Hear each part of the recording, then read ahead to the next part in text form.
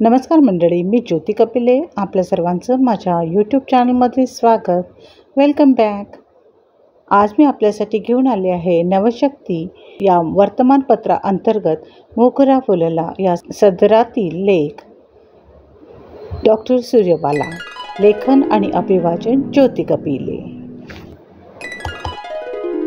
अतिशय योगायोगाने मी अनुवाद करू लागले.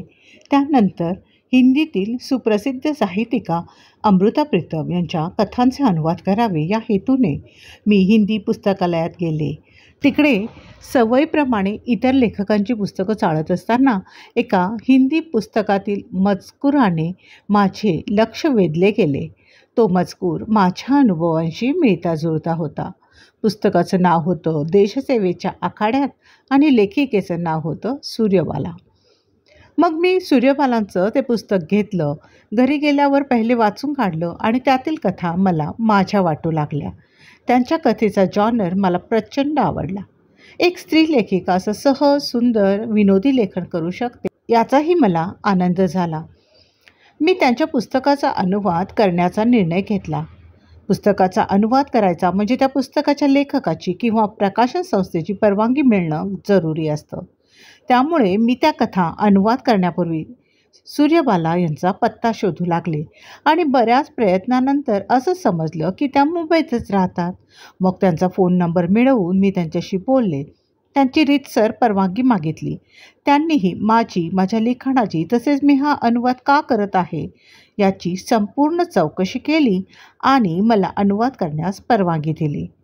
मी 1-2 कथा अनुवाद केल्या आणि मला अनुवाद करण्याचा आत्मविश्वास वाढला. सूर्यबाला अतिशय प्रेमळ ने लिखाण तर चांगलंच होतं. त्यामुळे मी डॉक्टर सूर्यबाला यांच्या साहित्यिक कारकिर्दीविषयी अधिक माहिती मिळवू लागले. डॉक्टर सूर्यबाला या हिंदीतील प्रख्यात साहित्यिका. त्यांचा जन्म 25 ऑक्टोबर रोजी मिर्झापूर येथे झाला आणि वाराणसीमध्ये त्यांचं बालपण गेलं. 3 बहिणी, भाऊ, आईवडील असं ते कुटुंब हसत खेळत जीवन आनंदाने जगत असे. आईवडिलांचे वाचन संस्कार त्यांना मिळाले. सुदामाचरित, श्रीरामचरित मानस ऐकत त्या मोठ्या झाल्या, समृद्ध झाल्या. त्यांचे वडील शिक्षण क्षेत्रात निरीक्षक होते. त्यामुळे घरभर पुस्तकं होती. त्यांचा 5वीपर्यंतचा अभ्यास घरीच झाला. त्यांना डायरेक्ट 6वीत शाळेत प्रवेश घेतला गेला. लहानपणी 8 वर्षाच्या असताना त्यांना एका घटनेने त्यांचे अंतर्मन ढवळून निघाले आणि काव्यरूपात त्यांची प्रतिभा प्रकट झाली. पण तेव्हा त्यांच्या लिखाणात सातत्य नव्हतं. पुढे वडील गेल्यावर त्यांचे बालपण खडतर होतं. पण त्यांच्या पूर्ण कुटुंबाने येणाऱ्या प्रत्येक अडचणीचा खंबीरपणे सामना केला. आपल्या डोळ्यातील पाणी त्यांनी कधीही कोणालाही दिसू दिलं नाही. रीतिसाहित्य या विषयात त्यांनी काशी हिंदू विश्वविद्यालयाचे विद्वान समीक्षक डॉक्टर बच्चन सिंह यांच्या मार्गदर्शनाखाली अभ्यास करून हिंदी साहित्यात PhD केलं आहे. बनारस विश्वविद्यालय डिग्री कॉलेज आर्य महिला विद्यालयात त्यांनी काही काळ प्राध्यापक म्हणून काम केलं. विवाहानंतर त्यांनी स्वतःला संसारात वाहून घेतलं. मुलांना मोठं करण्याची जबाबदारी पेलली. मुंबईत आल्यावर संसारात रमलेल्या डॉक्टर सूर्यबाला यांनी सारिका या हिंदी मासिकातील एका प्रेम कहाणीला त्यांच्या खास शैलीतून, हास्यव्यंगातून प्रतिक्रिया दिली आणि तत्कालीन संपादक कमलेश्वर यांनी त्या प्रतिक्रियेचं कौतुक करून त्यांना परत लिहिण्याचं सुचवलं, प्रोत्साहन दिलं आणि त्या लिहित्या झाल्या. 1975मध्ये त्यांची पहिली कादंबरी मेरे संधिकाल प्रकाशित झाली आणि त्यानंतर त्यांनी कधीही मागे वळून पाहिलं नाही. आजवर त्यांचे 150पेक्षा जास्त पुस्तकं प्रकाशित झालेले आहेत. त्यात अनेक कादंबऱ्या, हास्यव्यंग कथा, लेखसंग्रह आहेत. त्यांच्या रचना धर्मयुग, सारिका, नवनीत यासारख्या सुप्रसिद्ध हिंदी मासिकांमध्ये आणि विविध वृत्तपत्रांमध्ये प्रकाशित झाल्या आहेत. त्यांच्या अनेक कथा, कादंबऱ्यांचे आकाशवाणी आणि दूरदर्शनवर प्रसारण झाले आहे. त्यावर मालिकासुद्धा तयार झालेल्या आहेत. इयत्ता 8वी ते पदवीपूर्व आणि पदव्युत्तर स्तरांपर्यंतच्या अभ्यासक्रमांमध्ये त्यांच्या अनेक रचनांचा समावेश आहे. समकालीन कथांमध्ये सूर्यबालांच्या लेखनाला विशेष स्थान आणि महत्त्व आहे. सूर्यबाला ह्या समाज, जीवन, परंपरा, आधुनिकता याच्याशी संबंधित समस्यांकडे खुल्या, मुक्त आणि पूर्णपणे निर्मळ दृष्टिकोनातून बघतात आणि कधी हसत खेळत तर कधी गांभीर्यपूर्वक त्याची मांडणी करतात. व्यंग लिहिल्यामुळे त्यांना जास्त लोकप्रियता लाभलेली आहे, कारण व्यंगलिखाण हे कोणीही लवकर लिहू शकत नाही. त्यासाठी सर्वप्रथम स्वतःवर हसण्याची शक्ती पाहिजे. धर्मयुग या मासिकात त्यांना व्यंगविषयक विचारलेल्या प्रश्नाचे उत्तर देताना त्यांनी अतिशय गांभीर्यपूर्वक मार्मिक उत्तर दिलं होतं की मुझे एक पागल कुत्ते ने काटा है. तसंच सब्र का अंत ही व्यंग की सुरुवात है असेही त्या सांगून जातात. त्यांनी स्वतःवर तर व्यंग लिहिलेच, परंतु त्यांनी स्त्री पुरुष यांच्या प्रत्येक रूपावर, सिनेमे, कुत्रे आणि पुरस्कारांवर व्यंग लिहिलेला आहे. एक समीक्षक आपल्या सतत जागा ठेवायला हवा असं त्या आवर्जून सांगतात. व्यंगलेखनात हास्य किती प्रमाणात असावे याबाबत काहीही मोजमाप नाही, परंतु ते आतून आपसूक आलं पाहिजे. ते दगडफेक करणारं नसावं, तर एका इंजेक्शनसारखं छोटासा चिमटा काढणारं असावं. तसेच ते हास्यव्यंग, शालीन, नर्मविनोदी तर हवंच, पण ओरखाडे देणारं नसावं आणि वाचकाला हसत हसत जिंकणारं असावं असंही त्या सांगतात.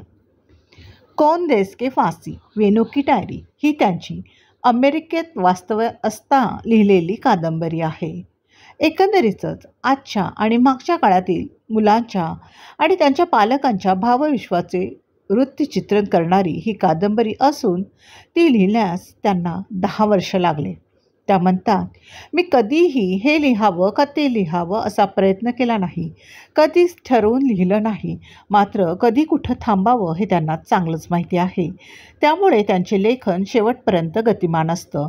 त्यांनी त्यांना जाणवलेल्या गतिविधींना शब्दरूप दिले आहे. त्यांना समाजातील, राजकारणातील विविध घटना बेचैन करतात. त्या घटना, त्यामागील व्यंग त्या आपल्या खास शैलीत वाचकांसमोर मांडतात.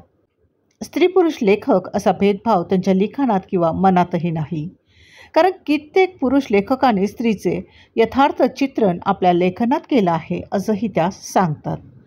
त्यांच्या मते लेखन किती पानात मांडलं हे महत्त्वाचं नाही, तर त्यातील भावार्थ महत्त्वाचा आहे. त्यांच्या शब्दात सांगायचं झालं तर लेखन एक आग का दरिया है जिसमें डूबकर जाना है. त्यांच्या दृष्टीने लिखाण हे एकांतात मनस्पर्शी घटनावर केलेलं चिंतन होय.